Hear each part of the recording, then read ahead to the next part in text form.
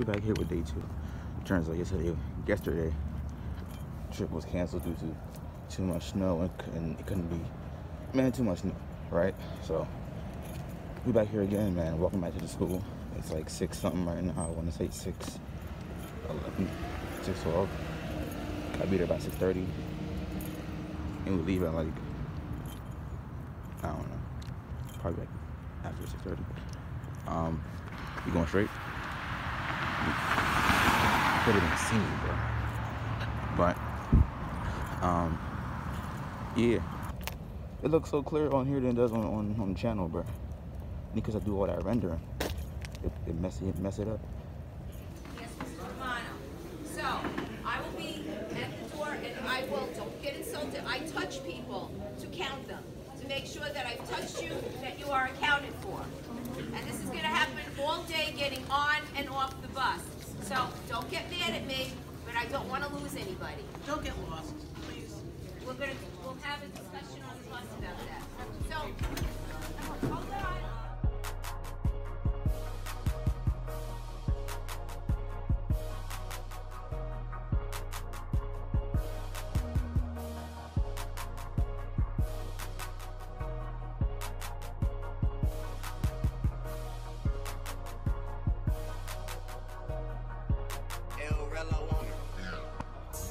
Some of you who have been on this trip before have probably heard me say this before, but third law of motion, perpetual motion. If you are out of your seat, if you're going to visit my friend at the back of the bus, the Beast. The Beast is an RV toilet, but if you are out of your seat and you only have 2 points of contact, like your 2 feet, and I hit the brakes, you're going to become an example of perpetual motion. And if I'm going 60 and all of a sudden I'm only going 30, you're still going to be going 60 and you're going to fall. So if you are out of your seat, please have at least 3 points of contact. You can hold on to the overhead rails, you can hold on to the handles on the back of the seats, but if you're out of your seat, please at least 3 points of contact, 2 feet and at least 1 hand. This way everybody stays safe and you don't break the rules of the bus. The rules of the bus is falling is not allowed. Okay? And with that, I'll give you over to Michael. Thank you. All right. And I'll give you over. Okay, I just have a few things to say before we get started. I'll try to be fast. First of all, I want to thank everybody for being on time. You guys are amazing this morning. And I want to thank our volunteer chaperones. They came here of their own volition early in the morning. Mr. Saka, Mr. McNicholas, and Mr. Romano. So I want to thank them very much. If you want to start moving, I can have my 3 points of contact. Rules. When we tell you where to meet, that's where you meet. Now, you all signed up with a chaperone, but we know that you are closer to being adults and children. The museum is a self-guided tour. Self-guided.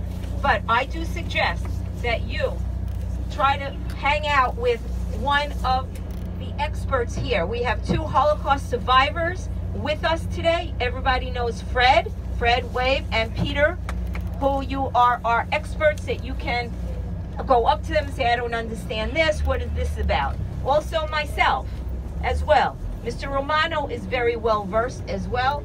Of course, Michael is. And raise your hand, those of you who have taken or are in my Holocaust class. These are my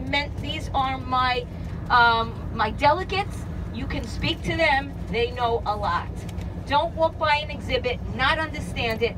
Don't be embarrassed to ask. I go up to strangers and I say, do you know what this is? And I'll explain it to them. If I can tell that they're not interested, okay. But I try to, the whole thing is about education. And people are in there often in tears because they have no place to visit their dead relatives or loved ones. They don't know where they are. So they find peace and quiet in the Remembrance Hall. Have respect for it. Have respect for the subject of why you are there. Now, please, these people that are working today are doing it probably with no pay. Understand security is of the essence. We have tremendous amount of anti-Semitism in the world, and not too long ago, a security guard was murdered at the Holocaust Museum. You will see a remembrance memorial to him as you enter the building. At least when we go to the Lincoln Memorial, it's going to be dark. You will have, we give you about 15 minutes to take pictures because it is unbelievable. How many of you have never been to Washington? Raise your hand. Okay. It's an unbelievable sight from the Lincoln Memorial. And hopefully it is dark because when the lights are on, it's even more beautiful. Now, Michael's father. He does this trip in remembrance of his father, who was a Holocaust survivor. He does this for him. Michael has educated, I can't imagine how many, I would say 50,000 kids at this point in all the years. And think of all the people that have been educated through this trip. He puts this all together. The money that you pay barely pays for the bus, and he takes care of everything for me. And I just am so thankful to call him a friend and a peer in teaching this. But going down, please have respect and stay awake. I am glad to hear it. Hey, listen, first of all, my name is Michael Rubbel, and I want to, I'm just really excited to have you all here on the trip. Oh, those were one of the pizza cutters, but we have two, so I'll wash this for when we have the, you guys don't like pizza, right? I love it. Like if we had pizza on the way home, that's okay? Yeah. All right, okay. So Peter, you got a job. Because Peter likes to, he re-slices the pies for us. Because you know when they re-melt and they re-glom together, so it's very hard to pull. Anyway, so first of all, give yourselves a round of applause, because I know like twice, like getting up at 3 in the morning to get here, and now you did it again. So a big hand for yourselves. You sound so excited.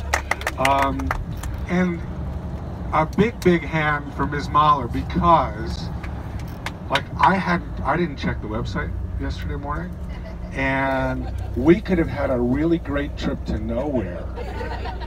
So she prevented us from going down yesterday, so give her a big round of applause.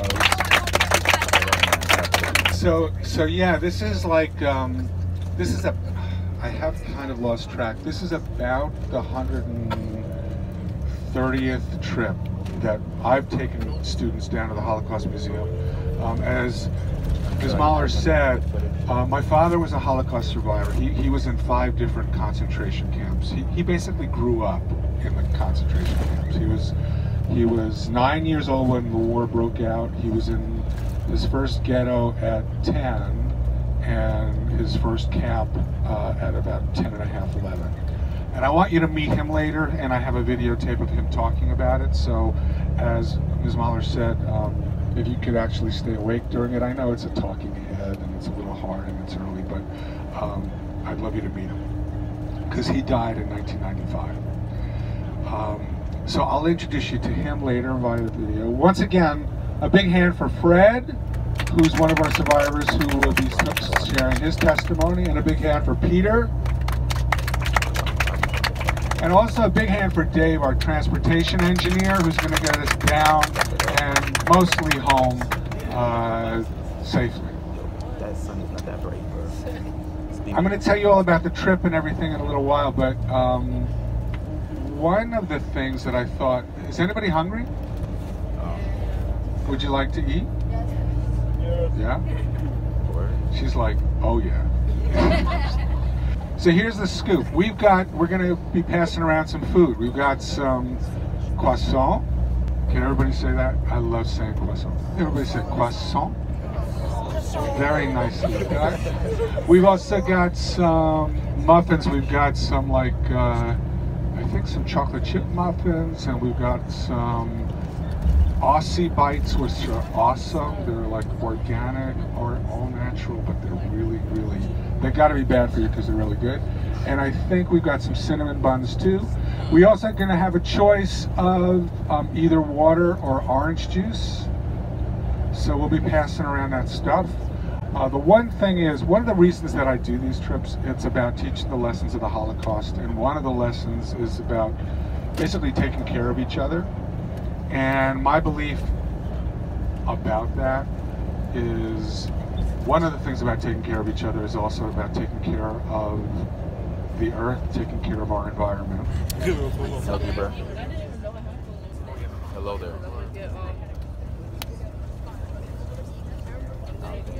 you know, it's lunchtime on the bus, man. Lunchtime on the bus. One water, one juice. Okay. I found a pyramid, bro. How's that orange juice? It's good. Word. I didn't even try it yet. Hold on. Anyone else? Juice? Who wants the water? Yeah, it's good. Somebody up there. Stay one, man. Stay one.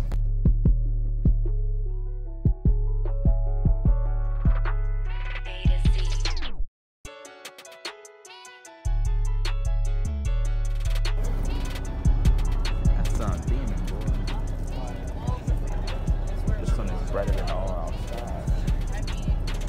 So what I'm going to ask you to do in your groups, I know that some of you are really, really curious and have really good questions, but Deb, are really, really curious, have good questions, but are also shy.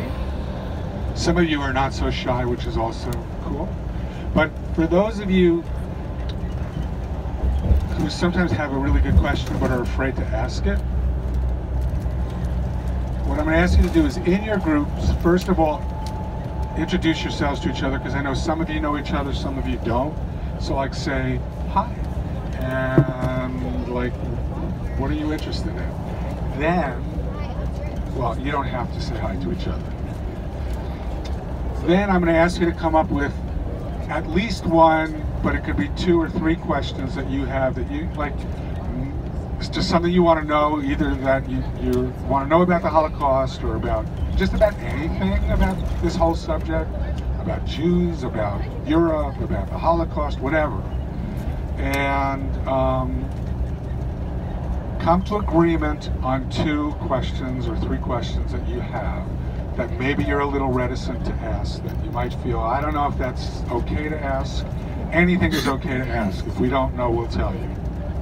So I'm going to give you about 6 minutes to come to at least 2 questions, and then I'll collect your cards, and we may not answer all of them, but we'll try to get to them. Did you have a question? Yes?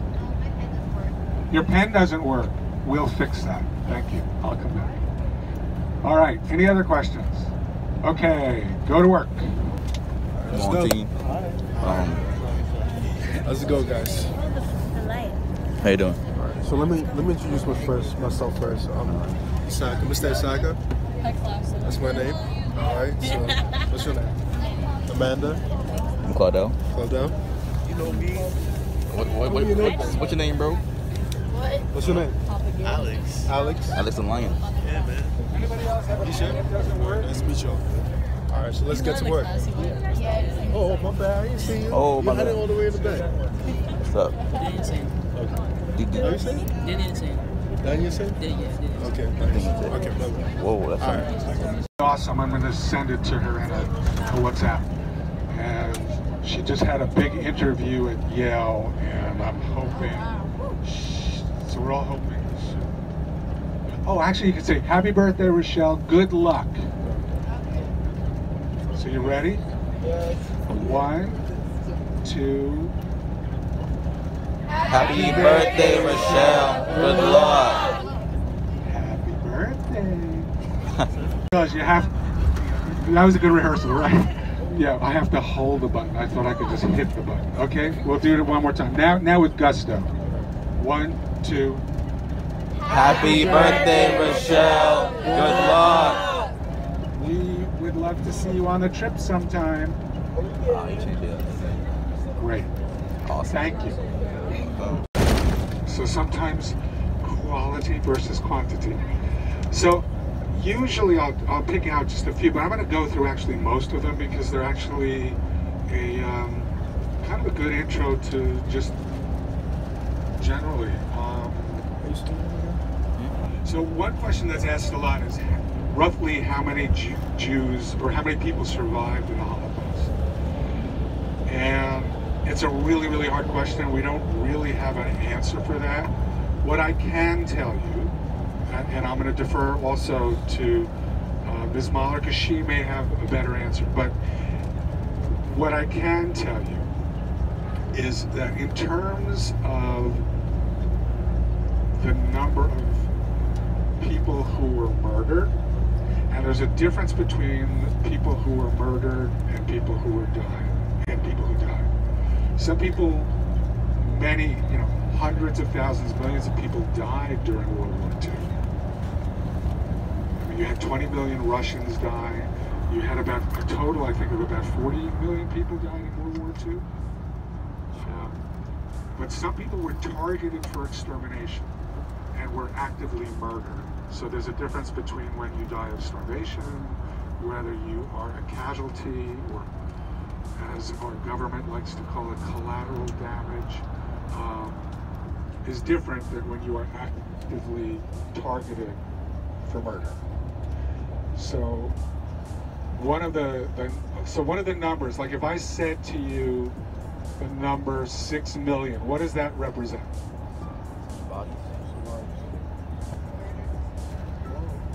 The number of what? People murdered? Okay.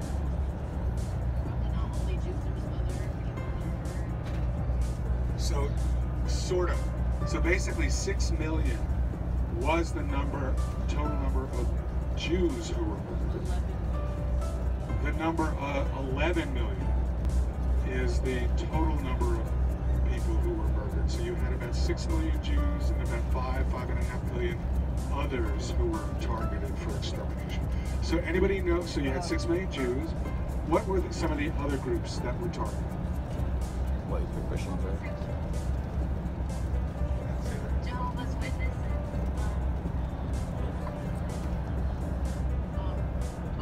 Not gypsies, but there's other names. Very good, very good. So yeah, so the Roma, or they like to call themselves Roma. They're known as gypsies, but it's not. That's a pejorative name for them. So the Roma were targeted. Jehovah's Witnesses, homosexuals. Anybody else? Any other groups? Disabled people. And communists. And when they took over Poland, tens of thousands of Poles as well. So there were about 5.5 million. Now, when we say that number, like 6 million, like, what does that really mean? Because it's hard to just really imagine 6 million. I know you're too young to actually remember, but you've heard about 9/11, right? And you probably know people, families who were impacted, and you know the impact that 9/11 had on our country, right? So think about, in order for there to be 6 million people murdered, that would be like 9/11 happening every single day for 5.5 years. And so just imagine, you know, you had that loss of life, and each person was a mother, a father, a sister, a daughter, a son, who lost their life, and the affected their families. And that was one day in America. That would be that one day happening over and over and over again every day for 5.5 years. For it to be 11 million, it would basically be 9/11 happening every single day for 11 years. So that's why we have Peter and we have Fred, and I'm going to show you a video of my dad talking, because it's not just 11 million or 6 million. It's one person who had a life, one individual who had a dream, who was murdered 6 million times or 11 million times. And when you think about the number of people that survived, so if I were to go all the way to the end of the bus, like about to this point in the bus, if you took all the Jews in Europe who were living before World War II started, these people sitting here would have lived, and from here down, all of you would be dead.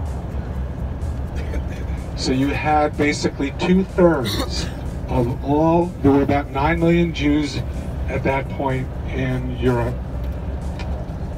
and 6 million of them were murdered.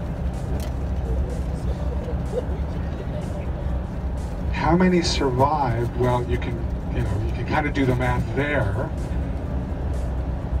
But in terms of one of the other questions was, did people actually escape the concentration camps? Yes, some of them did. And that's how we know some of the stories of what was going on. But the really bizarre thing about those that got out of the camps, some of them went back to their towns and said, this is what's happening. People are getting thrown into gas chambers. People are they come off trains and right away they're put into gas chambers, and then they're thrown into ovens, or they're just shot in pits. They went back to their towns and told them, but nobody believed them. Because it was, even though they were the sane ones, they were telling them the truth. They thought the people that met them, that they would tell their stories to, they thought these people were crazy.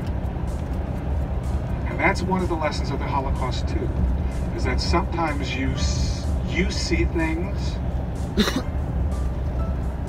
and you know that what's going on around you is crazy, and you're like the only sane one, but because everybody else is acting in a crazy way,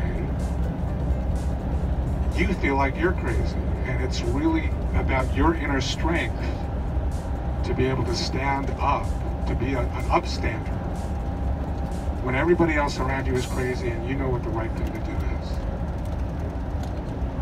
And that's really what an upstander is.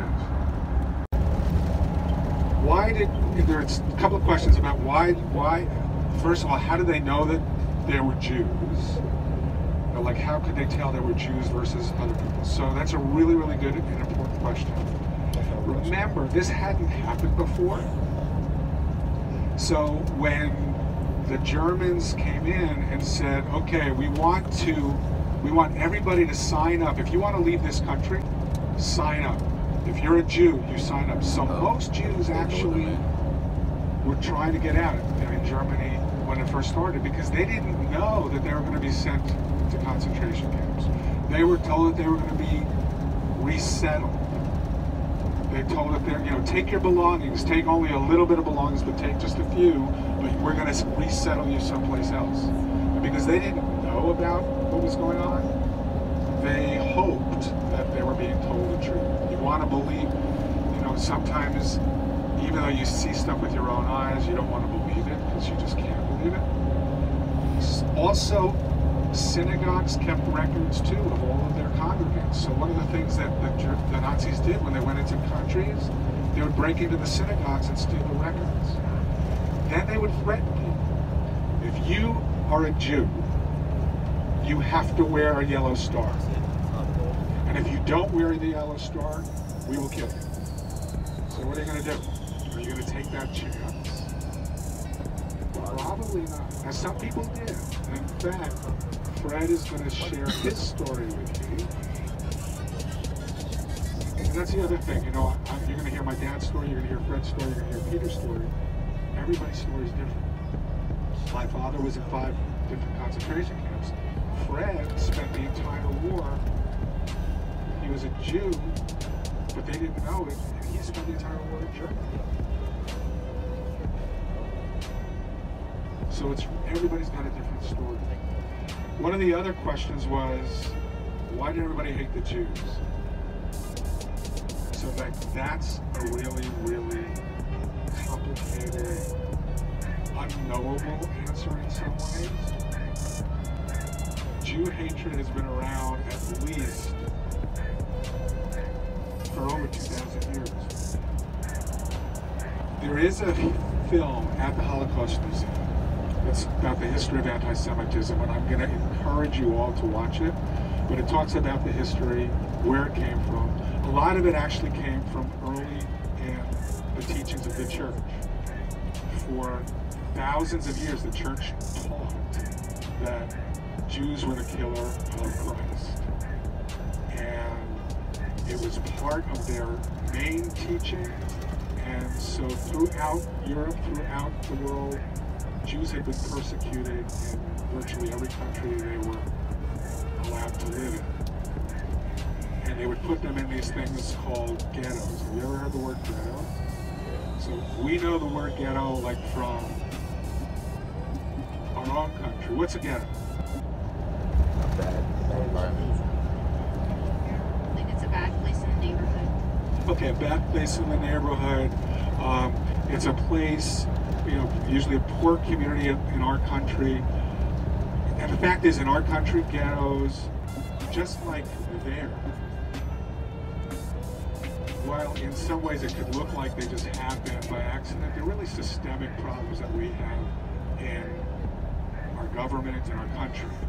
And they are really forcing people to live in these areas. They've done that throughout our own country's history. And this was something that was happening in Europe for Jews, where they would force Jews to live in, like in Italy, there's a place still today, it's called the ghetto. It was where Jews were forced to live. They would be able to come out at night and do work, but during the day, they could come out during the day to work, but at night they had to go back and live there, and they were walled in. In the Holocaust, the ghettos were like these cities, these small areas, or sometimes a larger area, but let's say they could normally, comfortably hold 10,000 people. They would suddenly put 500,000 people in there, wall it up, and make them stay there, and most of the ghettos were then turned into race-based places where they could then transport the Jews to concentration camps. The history of anti-Semitism is long. Every country in Europe has had that, and it's a very complicated question. And so I'd encourage you to see that video. Italy, right within Venice, surrounded by canals, is an island, and it's called Gato, G-A-T-O, which was like a Jewish section where Jewish merchants lived, and that's where the word ghetto originated. Thank you. Did all Nazi Germans support persecution of the Jews? So there's a two-part question in that one question. If you were a Nazi, most people joined the Nazi Party because they believed it, but there were people that felt compelled to join the Nazi Party because everybody around them was doing it. And so some people didn't really want to join the Nazis, but they felt they had to because they would be turned in. Just like even in our country, you have people living in areas where there's a lot of racism or a lot of ultra-right-wing politics, and they might be afraid to put out a sign for a candidate because they don't want to be ostracized by their neighbors that doesn't agree with them. But again, that's part of being courageous. But did all Germans support the Nazis? No. Did some Germans help Jews? Yes.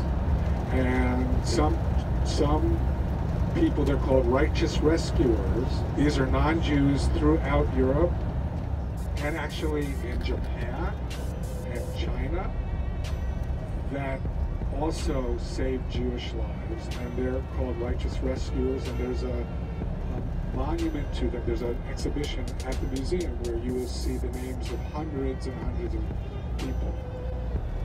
What we say is, God bless them. And unfortunately, there weren't enough, because if there had been more, there wouldn't have been so many millions of Jews and others that were murdered. Last question for now. The main history about this trip itself, it's an interesting question. I've never gotten that question. And what does this trip have to do with Jews and Jewish culture? So the history of this is, as I mentioned, my dad was a survivor. And when I was growing up, he didn't talk much about the Holocaust. He I always knew he went to camp, but he would joke about it.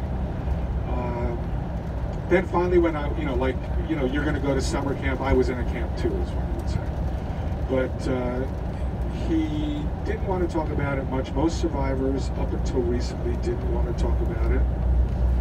there was a traumatic experience for them, and they kind of wanted to push it behind them and become normal. It's like abused people. If you suffer child abuse or you suffer spousal abuse, a lot of times people want to keep it secret. So people didn't talk about it until recently. My father died when he was just 65. He had a heart attack. And at that point, I wanted to do something that would honor him, and that's why I started doing these trips. So I've been doing these trips now for about 24 years. What does this have to do with Jewish culture? So, in a way, nothing, and in a way, everything. It's really important to understand that the Holocaust Museum is not a Jewish museum. It's actually part of the Smithsonian Institute. It's a U.S. museum. And while the main target of Hitler and the Nazis was murdering Jews, it was about also murdering Western society. And the lessons of the Holocaust are universal and important. It's about not being a bystander, but being an upstander. It's about not allowing this to happen again. And so while there's a Jewish element to it, because the Jews were the main target, it's much, much bigger than that. How many of you, and to that point, how many of you feel like a genocide, like the Holocaust, could happen today? How many of you think like there are genocides going on right now? Right? Like where? Like where are some genocides going on right now as we're talking? China. In China, they're doing like a genocide of Muslims in that area. Okay, so there's a genocide of Muslims going on there. Where else? There's a genocide going on in Africa. In Africa, several countries in Africa, right? I was a child when the war broke out.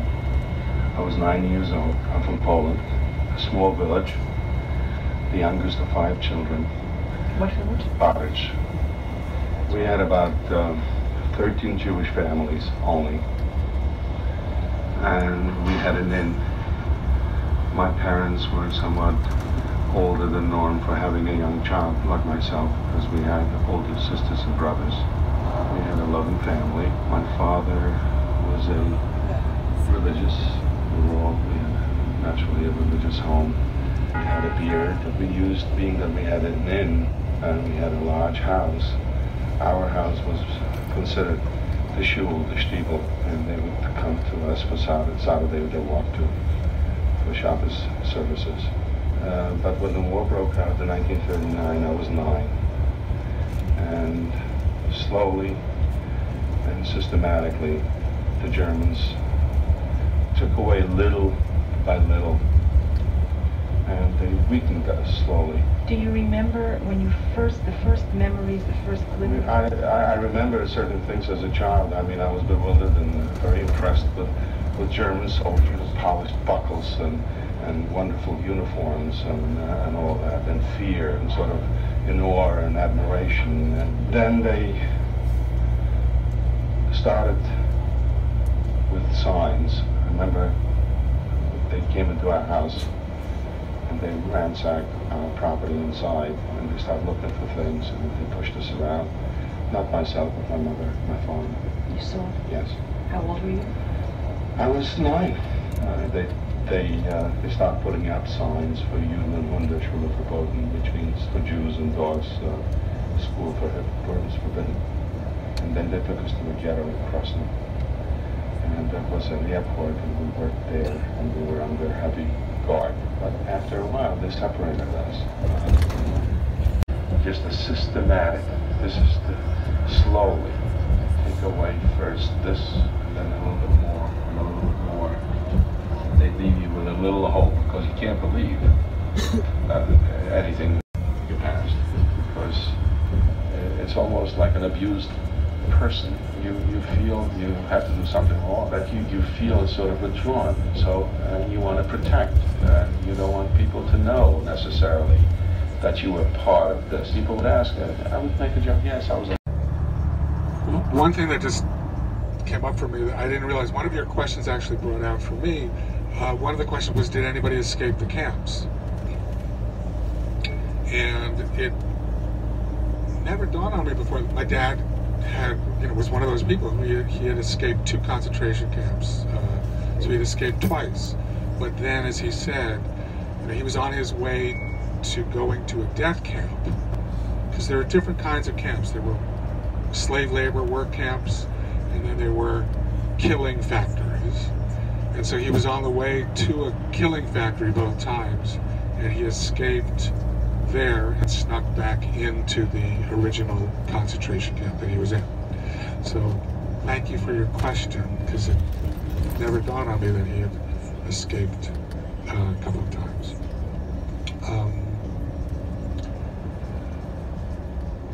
Anybody have any questions? They survived. Wow.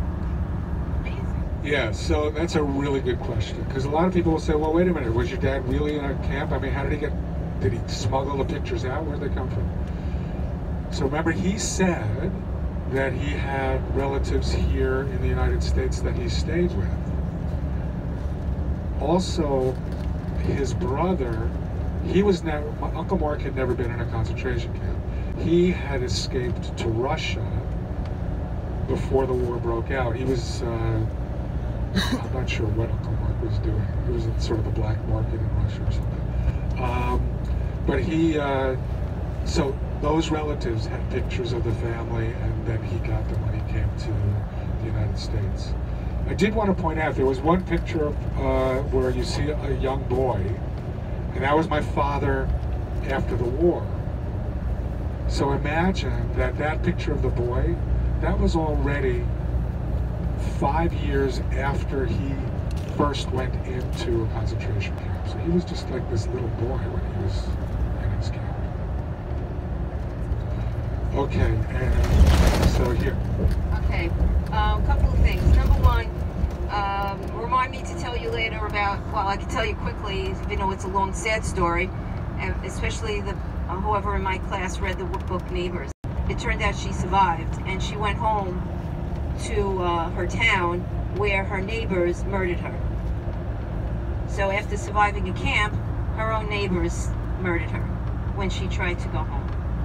The thing I want to read you, I'm going to a seminar this weekend, so don't think that knowledge ever stops. I'm always going, I'm always learning, I'm always reading. So one of the documents I had to read, I thought was very relevant to something that's very important, and it's about Holocaust deniers. This is our biggest enemy today, is not knowing the truth. And there was a very famous guy by the name of David Irving that actually sued a woman named Deborah Lipstadt, who wrote a book about him denying the Holocaust, and she won the case. But I just wanted to... All right, we got a rest stop for about like 10 minutes. Oh, my charger. Oh. All right, yeah. Oh. All right, go. We got this stop. Rest stop. I'm not sure what it is. But bam, look at that. Starbucks coffee. Give y'all a little glance, bro. Give y'all a little glance. And, yeah. We're here for about 10-13 minutes. So, we can get some juice on this phone. What's up? What's that in your hand? Starbucks. What flavor, man? Dragon mango. Dragon mango? Mango fruit dragon fruit. Dang, oh, okay. We got them combination going. Fam said she found an old flip phone, man. 17 years old. Phone, not. It's more about, not if it's not me, so why should I care? What if it was you? Like, okay, I'm not Jewish, but I'm black. So just because you're not black doesn't mean you shouldn't know about what goes on in the world. You should still care, because it's like, okay, but it's not me right now, but does that mean will it ever be me? Exactly. What else? Why does this have anything to do with you? Jews were killed, it was like a human issue, because not only were there, like you said, 6 million other people killed, there was non-Jewish people. So it doesn't just affect Jewish people, it can affect you too. Like, what if one day someone said, oh, I hate all minorities and I kill them, or I hate everyone who is for the LGBT community and I kill them. It can still affect you, and it shows you the way and how humanity can react, like the good with all the rescuers and bad with like all the bystanders that stood back and did nothing while millions of people were killed. Beautifully said. Absolutely. Other perspectives? Yes. Okay, it's about like learning, because people always say history repeats itself. You need to learn history in order to realize what is going on and how you can use like different strategies to like prevent that, because we see like a lot of people die from the Holocaust, and this could still happen to this day because the genocides are still happening, like in Africa and like in where else? China, yeah, Syria, like all those other places. History always repeats itself, and yet we need to learn to prevent it. Other comments? Yes, sir. To me, it's quite simple. I believe that any act of injustice that is done to one group can be done to any other group.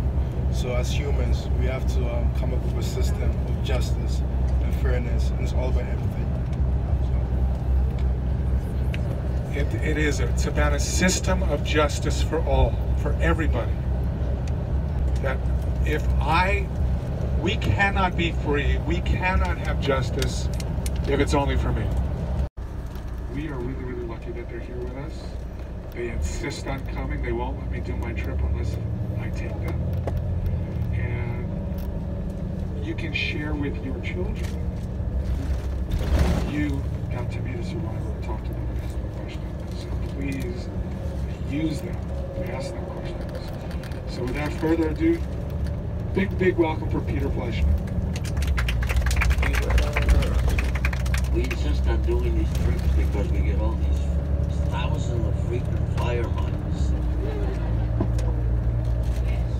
Right. Hello. Who asked why you should care? You should care because you recall the incident in Philadelphia where the black man was standing in a Starbucks and using his cell phone, and they called the police because he was loitering. Would that have happened if the guy was white? So it goes beyond police brutality.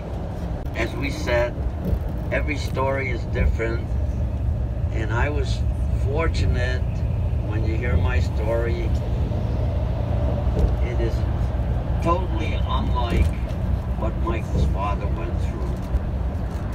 Strangely enough, Michael's father and I knew each other. However, neither one of us ever knew that the other one was a survivor. The subject just never came up.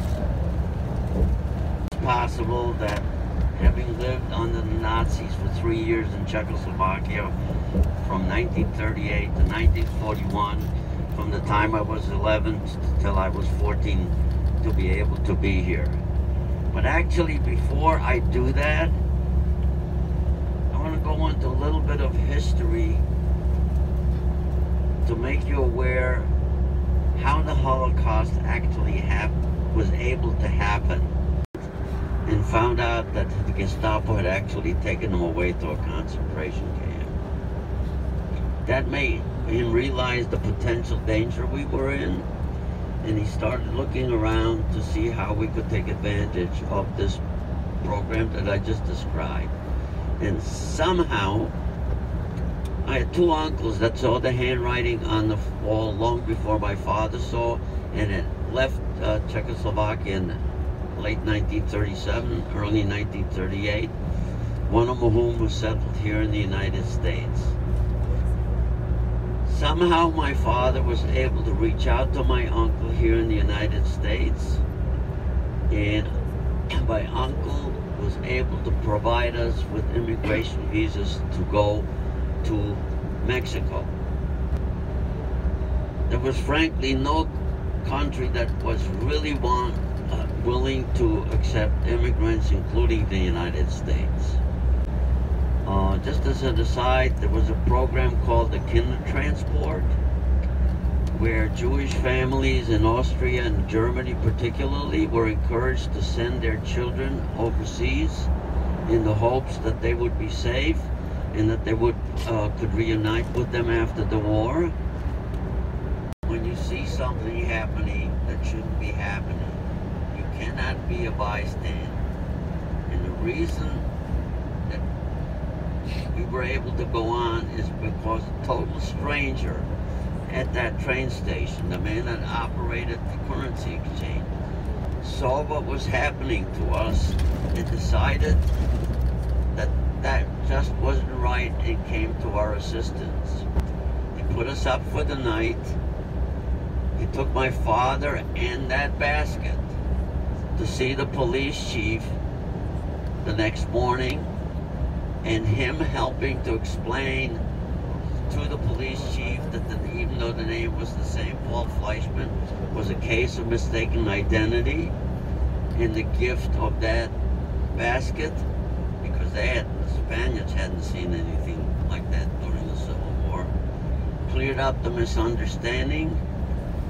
We were able to rejoin the group. We went on to Lisbon in Portugal. We would probably spend a month waiting to board a ship we stayed in this hotel, which is still there today, by the way. We boarded a ship on May 15th of 1941 called the City of Seville. The man kneeling down and holding his head is my father. The woman holding a big head is my mother. The man standing next to her with the coat over his arm is my brother. I don't know where I was, but I'm not in that picture. At any rate, we boarded the City of Seville, but it was no carnival cruise. The owners realized that they could make a fortune transporting refugees from Europe to the Americas. They cleared out the cargo hold. They built some wooden bunks in there, and I don't know how many hundreds of thousands they shoved into that cargo hold. Typing out that document,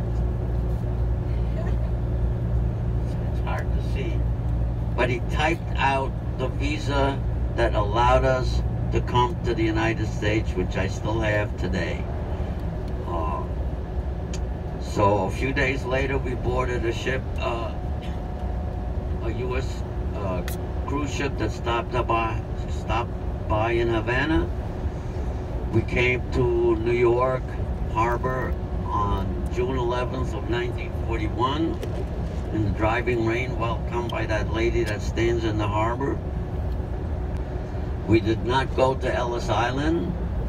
We were cleared by immigration aboard the ship, and we got off. I frankly never thought of the experiences that brought me to the United States. I spent the summer in summer camp with my cousin. During the summer, my parents found an apartment in Forest Hills in Queens. That fall, I started at Forest Hills High School as a freshman. I did not speak one word of English. Started in the 1950s in broadcasting in Chicago when commercial television was just being born. I produced and directed many of the early TV shows that emanated out of Chicago. I don't know whether I know you won't remember. You might remember Kukla, Fran and Ali, Dave Garraway, Frank Reynolds, who was the first ABC news commentator and things like that. From there, I went into the advertising agency business. I had an advertising agency for many years. In the last 15 years of my business career, I sold commercial printing all over the world. And then from 1994 on, I got involved in Holocaust education, as well as many other things. Any questions? other than that was. First of all, thank you for you guys being on the bus. Come with us on this. Was anybody on the bus there when I spoke in your school about 2 months ago? Wow, thank you, thank you. It was a wonderful experience, and I thank Miss Debbie here who did it. It was a good experience for me. There's so much to say. I was born in Berlin, Germany. When I was born, Germany was a democratic republic. The Holocaust started in 1933 when Adolf Hitler was appointed chancellor, not elected. I was there. It was very exciting. And what we're not ever talking about, we did not know it was the Holocaust. We did not know it was the Holocaust, okay? It came out afterwards. After the war was over, we found out what was happening. So, as I grew up, my Holocaust started. If you lived in Germany, the Holocaust lasted 12 years. If you lived in Poland, the Holocaust lasted 6 years. If you lived in Austria, the Holocaust lasted 7 years. Okay? So it depends on where you're at, but the longest it ever was in Germany, where I was, in Berlin, where I was born, which is the capital of Germany. I saw Adolf Hitler come to power, and I saw his demise. He was appointed chancellor on January 30th, 1933. Next day he gave his acceptance speech in the Vice Palace, Sports Palace in Berlin. I heard the speech. I was 3.5 years old. I was there on April 30th when he shot himself, on April 30th, 1945, when he shot himself in Berlin on the underground bunker at the Vice Chancellor. I was at walking distance where he shot himself. That day my Holocaust was over. In 1935, that's 2 years after Adolf Hitler was appointed Chancellor. There were over 400 anti-Semitic laws passed right throughout World War II that impacted my life. What were some of the things that impacted? First of all, I was always hungry. Food rations were very skimp, maybe 1,600 calories a day if you were lucky. Chocolate, forget about it. Oranges, forget about it. All this nice stuff as a kid. To this day, I'm a cookie monster. I like cookies. I love cookies. I had no desserts, none of that stuff, okay? I was not allowed to own a dog. I had my own dog. And one day the dog disappeared. I said, Mom, where's my dog? And she says, we had to give it up because pets were not allowed. We lived in an apartment building in Berlin. I, as a youngster, thought, okay, by those days, when the authorities said something, police or clergy or your parents, whether you liked it or not, you had to accept it, okay? So no dogs. I assumed that because nobody else in the apartment building had dogs or cats, there was a building rule and I could obey by that. But Jews were not allowed to own any pets. Jews were not allowed to own a bicycle or ride a bicycle. I did both, okay? That I'm here today and have the pleasure of speaking to you. I do not quite understand. Just like Peter, I started talking about the Holocaust in 2003 as my wife was dying. We were married 50 years and a new window opened for me, a new door opened for me. I was introduced to Holocaust education and now I can't let go of it. It's such an important story. Now, somebody at the rest stop asked me how young I am. I'm not getting older. I'm your age. Smile. Yes, I'm your age. I do things that you want to do. Absolutely. Now I'm eating all the cookies I can get hold of. All right? Also, I'm at an age that you are not allowed to misbehave, but I can and get away with it. Right? Okay, when you're my age, you can do the same thing. I'm enjoying life. My life has changed. And by the way, Debbie, we're going way back. I think I probably was on the first bus with you. Well, I started with Mike in 2003. Okay, yeah. Equipment supplies. I was to entertain women to defend the city of Berlin, and guys 70 years old to defend the city of Berlin. Okay? And it was totally non-transparent to the population what they were doing, because they were winning the war all the way to the end, and Berlin was totally, Germany was totally destroyed. Okay? I was there the entire time.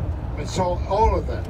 I was there at Kristallnacht. I saw my synagogue burn. I walked through a broken glass. Anybody been to Berlin on a bus? You have. Well, the very streets you're on, I walked across broken glass to get to school. All right, on Kristallnacht. And I got there, I saw my school burn, my synagogue in flames. There's a TV in the museum where you see my one of the synagogues burning, one of them is mine. The day my school burned, I was in 3rd grade, 9 years old. How do you think I felt? Anybody like to take a guess? What do you think when your school burns tomorrow? How would you feel?